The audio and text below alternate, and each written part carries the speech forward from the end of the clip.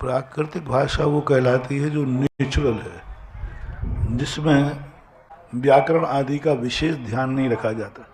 जैसे आप लोग बोलचाल की भाषा बोलते हैं, अब बोलचाल की जो भाषा होती है वह भाषा किसी भाषा में नहीं आती। हर देश की भाषा में कहीं ना कहीं बोलचाल की भाषा है। बुंदेलखंडी है, अब बुंदेलखंडी भाषा हिंदी भाषा नहीं है, उसमें अलग बोलते हैं, इते उते, झाएँ भाएँ, नाए माएँ। अब राजस्थान में बोलेंगे अंडे उंडे अटे कटे। हाँ, तो अब ये जो भाषाएं हैं, इन भाषाओं में कुल बोलचाल की भाषा आ जाती है। तो जो बोलचाल की भाषा होती है इसको प्राकृतिक भाषा बोलते हैं, प्राकृत भाषा।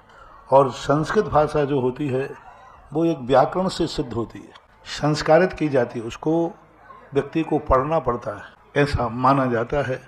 लेकिन प्राकृत भाषा भी एक अपने आप में संस्कारित भाषा है। प्राचीन भाषाएं इसलिए लोप हो जाती हैं क्योंकि वे व्यवहार में काम में नहीं आती।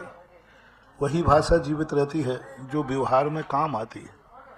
आज से 16वीं 17वीं शताब्दी के पहले हिंदी थी ही नहीं, हिंदी नाम की कोई चीज़ ही नहीं थी, कहीं भी कोई हिंदी बोलता ही नहीं था, कोई भी साहित्य हिंदी में नहीं लिखा गया। 14वीं 15वीं शताब्दी के बाद धीरे धीरे ढूंढारी भाषा आई और उसके बाद फिर 15वीं 16वीं शताब्दी के बाद हिंदी का रूप चला। उसके पहले किसी भी दर्शन में, कोई हिंदी में कोई भी ग्रंथ, कोई भी साहित्य, कोई भी भाषा मिलती ही नहीं है। तो भाषाएं समय समय पर बदलती रहती हैं, समय समय पर शब्दों का जोड़ बनता रहता है। कितनी अंग्रेजी शब्द हैं जो हिंदी में आ गए। आप इंग्लिश कुछ भी नहीं जानते, लेकिन आप बोलेंगे बुकें लाओ बुकें। अभी बुकें शब्द कौन सा है? ना तो हिंदी है और ना, लेकिन ऐसा बोलते हो कि नहीं?